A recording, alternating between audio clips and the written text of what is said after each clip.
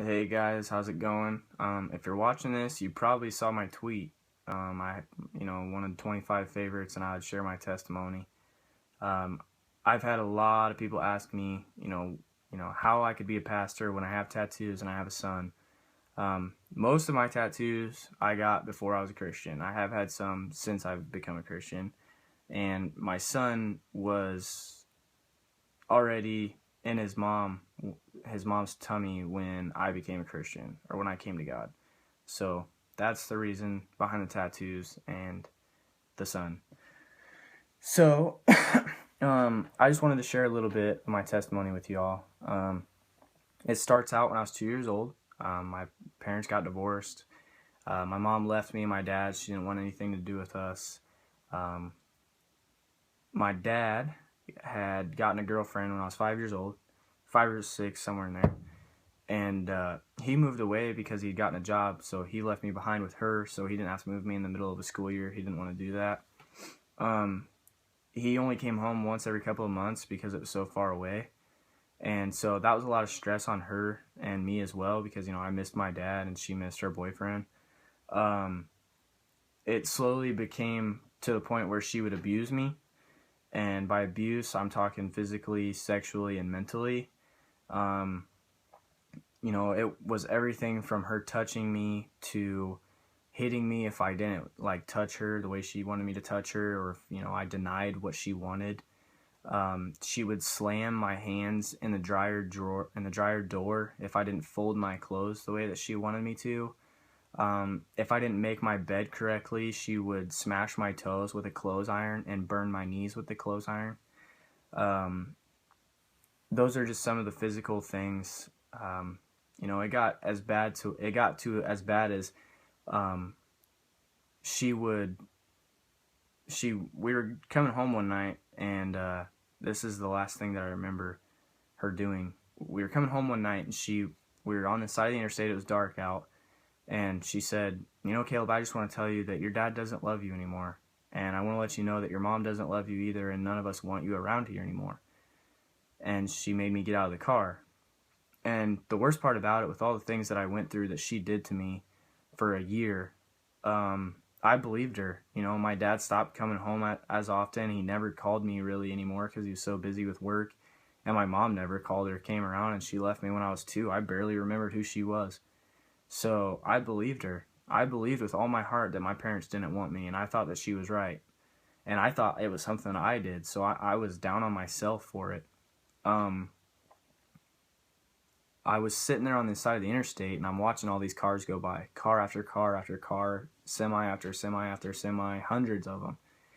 I was there for 2 hours, and not one person pulled off that ramp. And so, finally, a car came pulling off onto the ramp, and I was excited because I was getting cold. It was like November, so it was pretty cold outside. And the car pulls up, and it's her. And she told me to get in the car, that we were going home, and that she was never going to see me again, or that I would never see her again. So we go home. She made me go in my room, and I went to sleep that night, and I woke up, and she was gone, and my dad was there. And my dad didn't say one word to me. He didn't say anything about her being gone. He didn't say, why he was home. All I know is that he was there and that he wasn't working at that place anymore, and she was gone. All of her stuff was gone. It was like that she was never even there. At that point, I was really confused. After going through that for a year, after her slamming my hands in dryer doors and smashing my toes with a clothes iron, and everything that she ever made me do, she would, it just totally confused me. And it wasn't so much the physical things that were the worst, it was the mental things, because she really did make me believe that I wasn't worth loving anymore. And that really hurt. Looking back on it now, that was one of my biggest struggles to get over. So with that being said, I never believed in God. In 8th grade, I can remember I was sitting in biology class, and I can specifically remember shouting out to the whole class. We were talking about evolution and the Bible, and I can specifically remember shouting out that, what are the chances that some big guy in the sky put us all here? What are the chances of that happening? And looking back on it, I sounded so foolish because I wasn't listening to anything. I was all about science. Science has to be correct. People know everything. Science is right. And looking back, I was just so naive to think that way. So growing up, in my teenage years, when I started to like girls, what her relationship towards me and how she was physical with me and sexually abused me and mentally, it really affected how I took relationships. I never hit a girl, but I wouldn't treat them correctly. I would jump from relationship to relationship to relationship. I'd lie to them. I obviously had premarital sex. I was doing everything wrong because the way she taught me to be loved is love is physical. And that's the completely wrong way to look at love. So, I was dating Levi's mom when I turned 18 years old. We broke up, and it was right before I went on a trip. I was a professional archer when I turned 18 years old, and even when I was 17 years old. I was going on trips every weekend. I would be in Louisville, Kentucky one weekend. The next weekend I'd be in Birmingham, Alabama, and I was getting all these features in magazines, and I was winning a bunch of major tournaments and getting all these medals, and I was getting free sponsorships, and they were paying for my plane tickets and all my food and my hotels, my cars. So I was just, in that industry, in the outdoor industry, in the archery industry, I was the up and coming, I guess you could say. I would be like the rookie of the year kind of thing. So that made my head really big. So I thought I was kind of invisible. I thought I could have any girl that I wanted, and that really was that would turn out to be my demise. Coming home from Birmingham, Alabama, I met a girl that I had known in high school, and I asked her out on a date. And this was literally a week after I'd broken up with what would be my son's mom. And we did not know that she was pregnant with Levi yet. And I started talking to this girl, and I went to her house to pick her up, and her dad's sitting there at the table. I shake his hand, and we greet each other. And he had a Bible sitting on the table, and he said, "Caleb, do you know what the gospel is?" And I said, "No, I don't know what the gospel is, like music gospel." And he goes, "No, I'm not talking about music." And I said, "No, I don't know what the gospel is." He's like, "Well, would you like to know what it is? And do you believe in God?" And I said, "Well, I never really went to church." I didn't tell him that I didn't believe in God, but I told him that I never really went to church. And I told him, I kind of gave him the vibe that I didn't really want to talk about it, and he wasn't going to force it on me. So we left that night. We went to the movie. I brought her back home, and he was standing at the end of the driveway, and he said, "Caleb, I'd really like to talk to you about it. If you ever have any questions, just let me know." And this is a guy that didn't even know me, had no idea who I was. And finally, after her and I kept dating or whatever, they took me to church. They, pretty much begged me to go to church with them, so I went. And the first sermon was about the way of the master with Kirk Cameron and Ray Comfort. And if you've never watched it, you really got to check it out. And some of the questions that they were asking these random people on the streets were, do you consider yourself to be a good person? And have you ever told a lie? And have you ever stolen anything? And so on and so forth. And I started asking me all these questions. And at this point, at 18 years old, I'm in magazines. I'm winning all these medals. I got invited to the Olympic trials. I thought I was on top of the world. I thought I was untouchable. I didn't think anything could go wrong.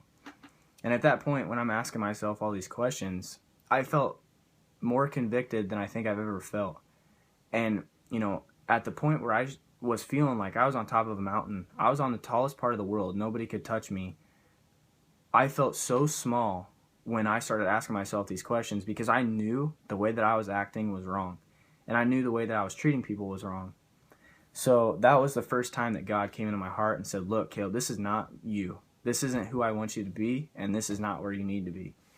So shortly after that, I found out that Stephanie was pregnant with Levi. And so the girl that I was dating and that introduced me to church and I broke up. And I kind of drifted from God at that point. Even though I had that one moment with him, I drifted. And as my job, part of my duty in the morning was to fill up the company cars, and there was 12 of them. One day I went out to fill up the car, and Stephanie and I had been fighting a lot lately, and Levi was almost born, and I go to fill up a car, and K-Love, the radio station, was on the car. And, I was listening to the song, and I was like, I don't want to listen to this, and I flipped it to country. Well, I got in another car to go fill it up, and K-Love was on that station too. And so I kind of started to think about it a little bit, and I just forgot it and changed the station again. Well, the very next morning, I went out to fill up the cars, and all 12 of those cars had K-Love on the radio station, and the very first song that was on the radio was Bring the Rain by Mercy Me. And at this point, I lost my professional archery career because I gave it up for Levi, because I didn't want to be that traveling dad like I had that was never home. I did not want that for Levi at all. So I gave up my archery career. So I was pretty bummed about this because, like I said, I had all this hype on me. I had all this fame, all this free food, and free travel. I was living the dream. I was traveling the nation, doing what I love to do. And now I have to sit there and I have to, do the Monday through Friday and be a dad. And I was kind of disappointed. And it was bad because I was, fighting with my son's mom all the time. Well, after that moment, when all those cars were on K-Love, I looked at the books to see who was driving those cars because I wanted to know who was changing those radio stations. And come to find out, nobody had driven the cars that night. And that I know it sounds crazy, but I totally believe 100% in my heart that God had changed those radio stations to talk to me and say, Caleb, I'm what you need.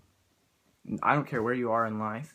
I don't care what your past is about. I don't care what state you're in right now. I am what you need, and I am where you need to be. And so from that very point, that very same day, I gave my life to God, and 3 months later, I got baptized. And ever since then, and ever since Levi's been born, I've been fighting tooth and nail every day to be the best man that I can possibly be for him and for myself and for God. And I just encourage each and every one of you that no matter what your past is and no matter what your background is, that God is for you, and that we don't always understand why we go through those things. I don't know why I was abused, but I do know that because I was abused, I can reach people and I can relate to people. And when I pastor people, I can show them that there is light at the end of the tunnel and that God is that light. So that's my testimony, and I hope that you guys can get something out of that. Hopefully it's not too confusing. So I just want to leave it on that note, and I just want you guys to know that I love you, and hopefully you guys can reach out to me and with any prayer requests or anything you guys have. So I hope you guys have a good night.